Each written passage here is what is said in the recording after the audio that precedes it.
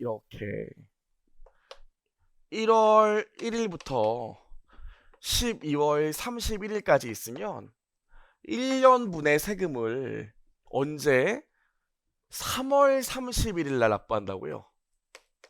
그쵸? 이때 1년분의 세금을 왜 신고 납부하잖아요. 그쵸?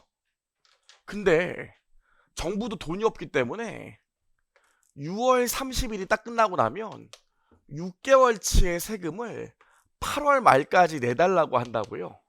이걸 뭐라 그래요? 중간예납이라고 하죠. 저보다 더 잘하시잖아요? 중간예납? 되게 중요하다고요. 그래요? 중간예납 한다고요. 뭐 제가 뭐 하나은행에서 반납했던 건 이런 얘기는 이제 안 할게요. 저보다 더 잘하시죠? 중간예납은 어떻게 계산해요? 전기의 2분의 1 또는 6개월 동안 계산해서 둘 중에 작은 금액으로 가죠. 그렇죠? 아무튼 요때 세금을 중간예납으로 납부한다고요. 요때. 그럼 요때 중간예납으로 납부하면 회사는 회계처를 어떻게 합니까? 1년치 세금 중에서 6개월치를 이때 미리 냈기 때문에 나중에 안 내도 되죠. 그래서 현금 나가면서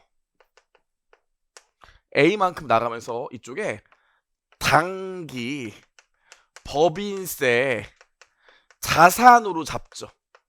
요때 세금 냈으니까 이때는 조그만큼 안 내도 되겠네. 단기 법인세 자산으로 잡아놔요. 그리고 언제?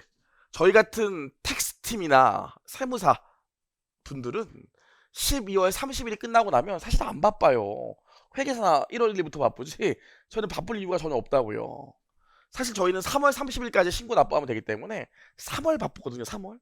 근데 이 대형 회계법인에서 대기업을 같이 하는 텍스팀 같은 경우에는 12월 30일 끝나고 나면 나가줘야 된다고. 거래처에 같이 감사팀이랑 같이. 왜 나가야 될까요? 손익계산서에 법인세 비용이 나와야 되잖아요. 그래서 저희가 올해 회사가 세금 납부할 금액이 얼마인지를 계산해 줘야 된다고요. 그래서 요때 나가서 우리가 올해 세금 납부할 금액이 얼마인지 대충이라고 하면 좀 그런데 계산해 줘요. 그리고 여러분 아시겠지만 유보 이제 유예생인데 유보 설명할 필요는 없잖아요. 유보 잔액 그 뭐라고 그래? 50% 일표라고 그랬죠. 자본금과 조정 적립금 명세서 조정 명세서 그걸 던져준다고요. 요 두 장을 텍스팀에서 던져준다고요. 과세소도 계산한 거라. 그럼 감사팀에서 그걸 받아갖고 그거에 대해서 회계 처리를 한다고요. 언제? 12월 31일자로. 12월 31일자로 세무팀에서 올해 납부해야 될 세금이 비만큼인 걸 얘기해 줬어요. 그럼 난 어떻게 하면 돼? 올해 납부해야 될 세금이 B인데 나는 B 중에 이미 A만큼 당기 법인세 자산으로 납부했죠. 그쵸? 아니 감사팀에 세무팀에서 1년 동안 이 회사가 세금 내야 될 금액이 얼마인지 1월 1일부터 12월 30일까지 1년치의 세액을 계산해 준다고.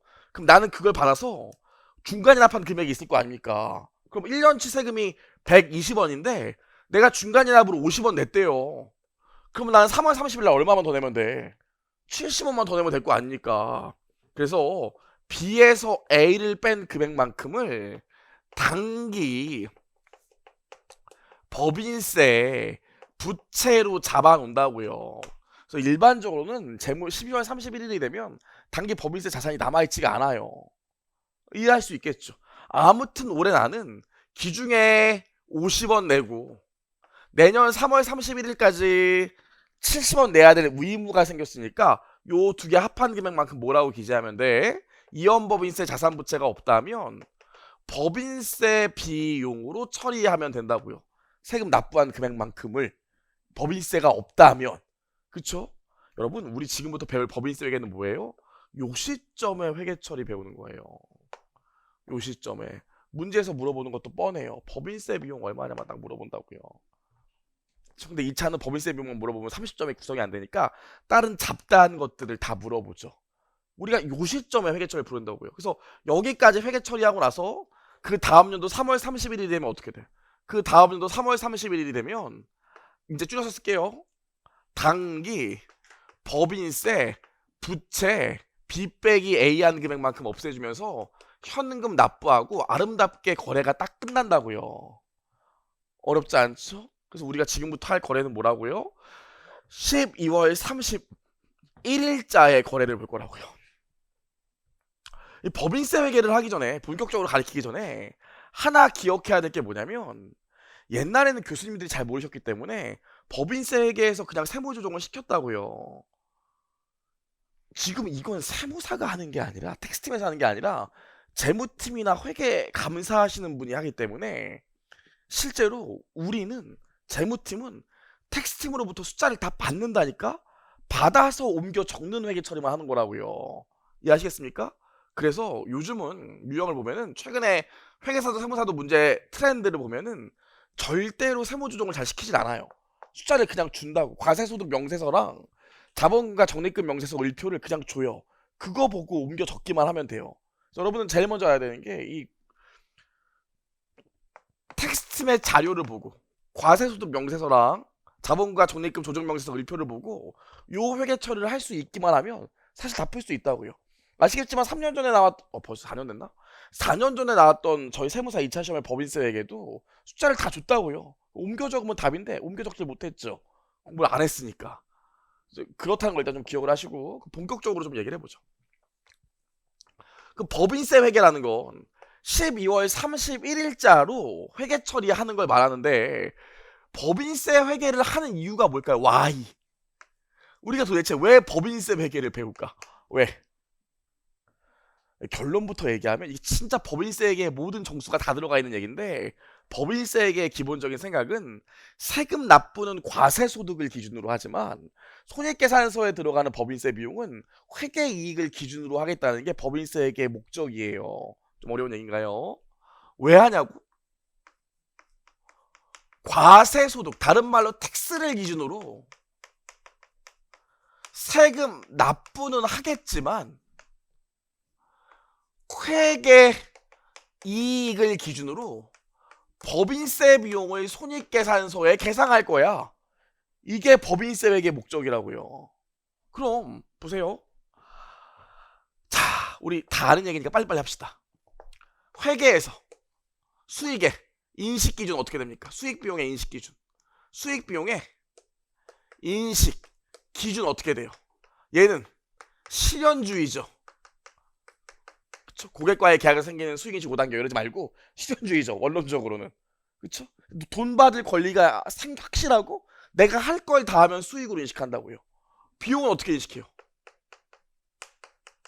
수익비용 대응주의잖아요.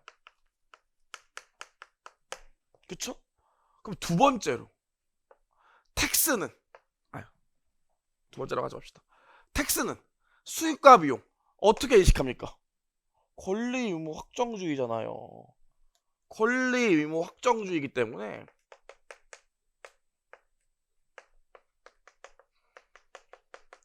돈 들어오면 수익이고 돈 나가면 비용이에요. 선생님 아닌데요. 요즘 법인세는 회계를 많이 준용하는데 모르겠고, 권리 의무 확정주의라서 돈 들어오면 수익, 돈 나가면 비용이라고요. 그럼 보세요. 다 아는 얘기지만 빨리빨리 해볼게요. 너무 많이 해서 이제 지겨운 그게 X2년 적금 들었어요.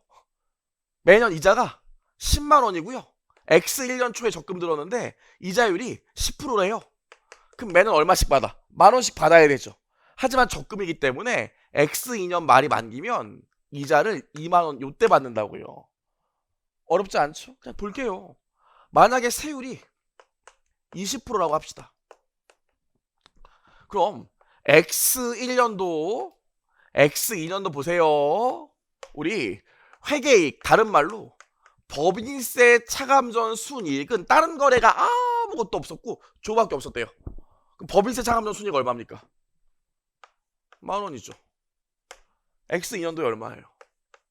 만원이죠. 근데 문제는 뭐예요? 세법상이 아니라 회계상은 얼마? 과세소득.